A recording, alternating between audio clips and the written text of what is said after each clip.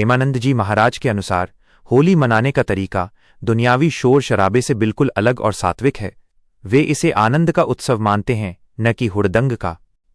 महाराज जी के प्रवचनों के आधार पर यहां होली मनाने की सही विधि दी गई है।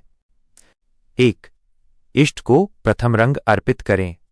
महाराज जी कहते हैं कि होली की शुरुआत अपने आराध्य राधा कृष्ण या आपके जो भी इष्ट देव हैं से करनी चाहिए। सबसे पहले भगवान के श्री चरणों में गुलाल अर्पित करें, उन्हें भोग लगाएं और प्रार्थना करें कि आपके हृदय में भक्ति का रंग पक्का हो जाए। 2. ब्रजभाव से होली खेलें।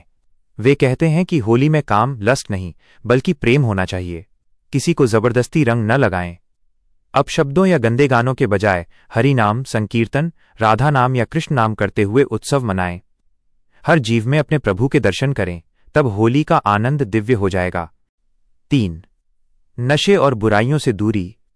महाराज जी इस बात पर बहुत जोर देते हैं कि होली पर नशा, भांग, शराब आदि करना नरक का द्वार है। अगर आप नशे में धुत होकर होली मना रहे हैं तो आप आनंद नहीं, पाप बटोर रहे हैं। उनके अनुसार नाम जप का नशा सबसे बड़ा है, उसी में डूबना चाहिए। 4. क्षमा और मेलजोल होली।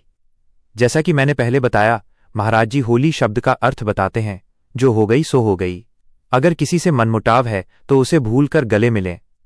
पुराने वैर विरोध को मिटाकर प्रेम का व्यवहार करना ही सच्ची होली है। 5. सात्विक भोजन और सेवा। होली पर केवल खुद अच्छा ना खाएं, बल्कि गरीबों और जरूरतमंदों को भी भोजन कराएं। घर पर बना शुद्ध और सात्विक प्रसाद ही ग्रहण करें। महाराज जी की एक विशेष चेतावनी। वे अक्सर कहते हैं कि रंगों में मर्यादा होनी चाहिए। विशेषकर महिलाओं का सम्मान और अपनी मर्यादा का ध्यान रखते हुए ही इस पर्व को मनाना चाहिए।